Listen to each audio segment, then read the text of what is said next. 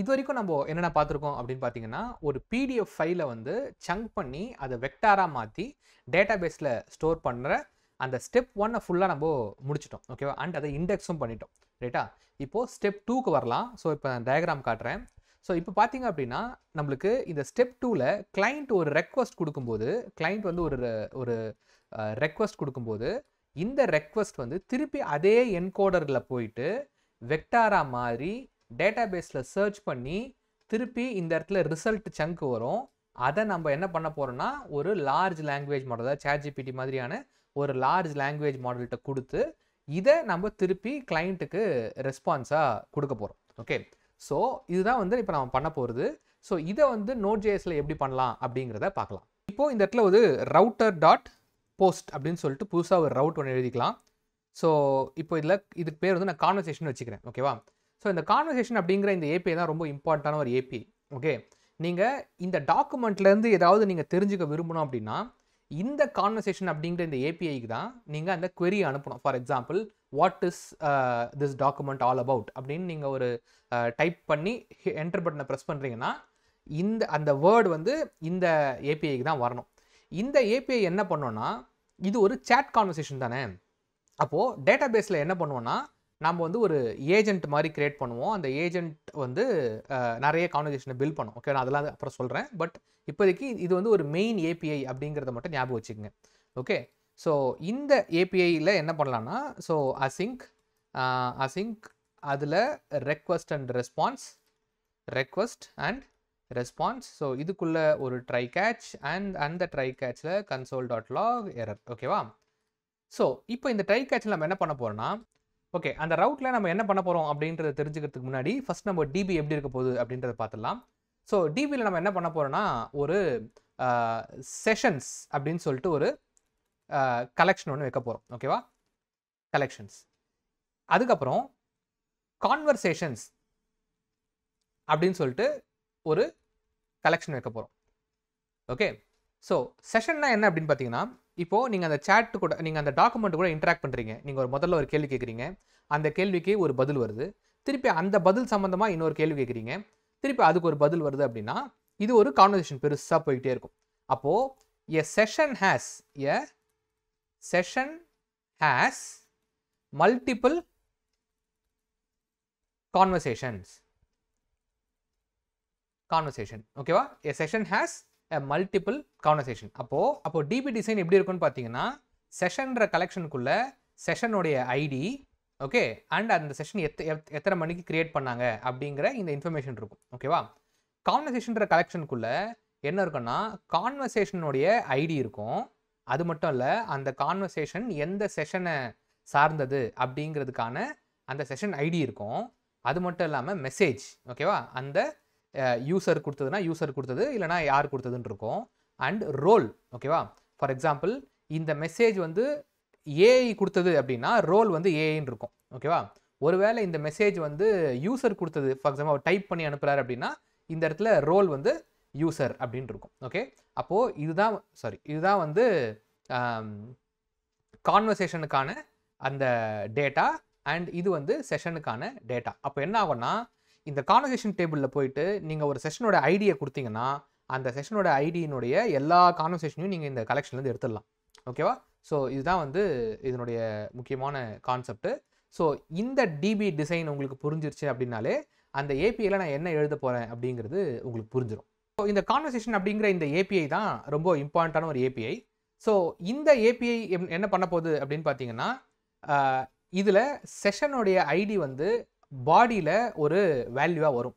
ஒருவேளை session ID வரலனா, okay, session ID வரலனா விச் மீன்ஸ் தட் புதுசாக ஒரு செஷன் கிரியேட் பண்ணணும்னு அர்த்தம். ஓகே, ரொம்ப சிம்பிள். செஷன் ஐடி வந்துச்சுன்னா அந்த செஷன் ஐடியை எப்படி யூஸ் பண்ணிக்கலாம். வரலனா புதுசாக ஒரு செஷன் ஐடியை கிரியேட் பண்ணி அதை யூஸ் பண்ண ஆரம்பிக்கணும். ஸோ அதான் லாஜிக். ஸோ அப்போ நம்ம என்ன பண்ண போகிறோம் அப்படின்னா, இந்த இடத்துல constant session ID equals to request dot body dot session ID அப்படின்னு போட்டுக்கலாம். போட்டுட்டு இஃப் செஷன் ஐடி வந்துச்சுன்னா, ஒருவேளை வரல, இங்கே நாட் ஈக்குவல், இது போட்டால் என்ன அர்த்தம், செஷன் ஐடி இல்லை அப்படின்னா we need to create a new session. ஓகேவா? எப்படி கிரியேட் பண்ணுறது, நம்ம MongoDB டேட்டாபேஸை கனெக்ட் பண்ணுறதுக்கான கோட்லாம் நம்ம ஏற்கனவே வச்சுருக்கோம். ஓகே, ஸோ அந்த கோடை அப்படியே நான் எடுத்து இங்கே மேலே போட்டுக்கிறேன். போட்டுட்டு ஸோ கலெக்ஷன் வந்து என்னென்னா இந்த கலெக்ஷன். ஓகே, ஸோ கலெக்ஷன் வந்து இது. So constant collection is equals to this docs கிடையாது, செஷன்ஸ். ஓகேவா, செஷன்ஸ் அப்படின்னு சொல்லிட்டு ஒரு கலெக்ஷன் வச்சுக்கிறோம்.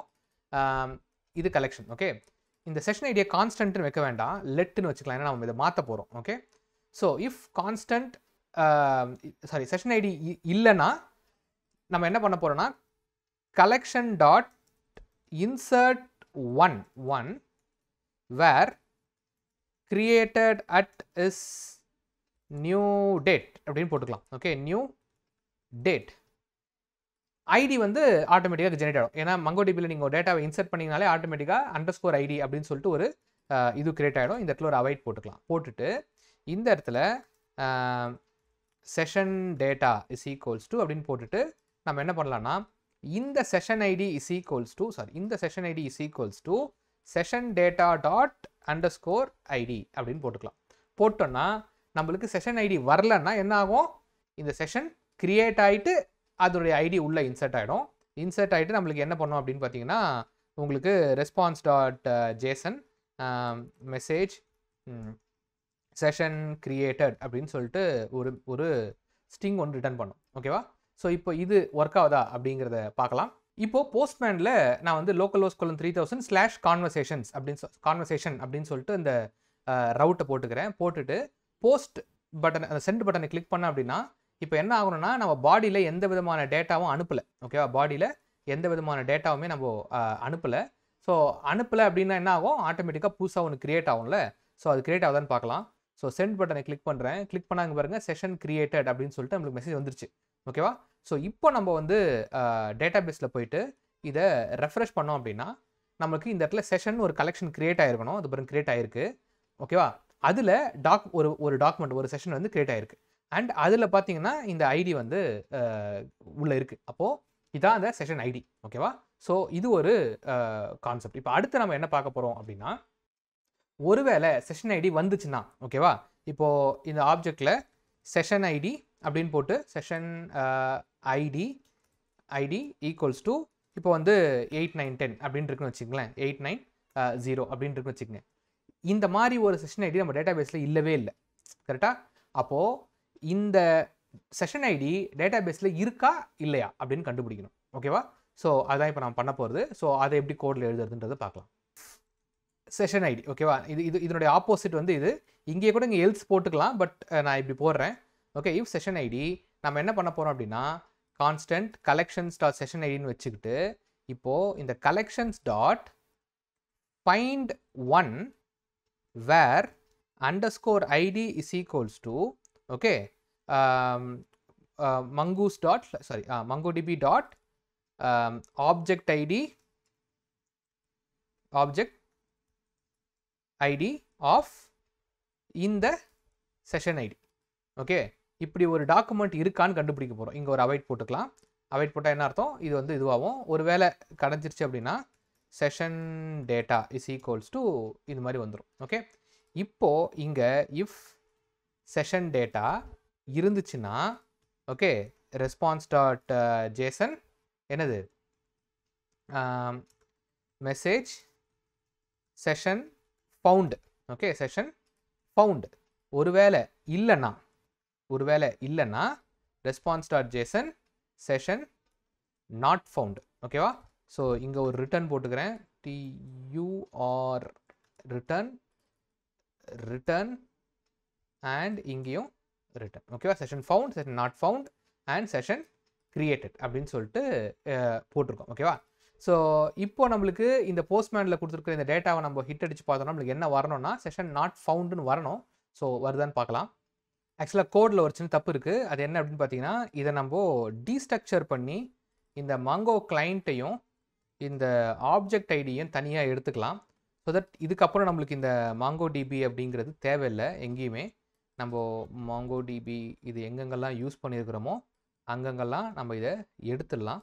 எடுத்துட்டு நம்ம இப்போ என்ன பண்ணலான்னா இந்த ஆப்ஜெக்ட் ஐடி இங்கேருந்து இம்போர்ட் ஆகி உள்ளே வந்துடும். ஓகேவா, ஸோ இப்போ இது ஒர்க் ஆகுதான்னு பார்க்கலாம். So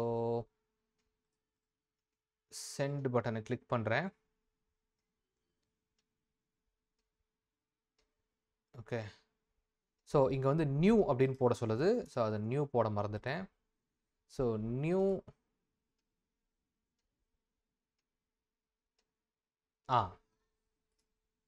okay.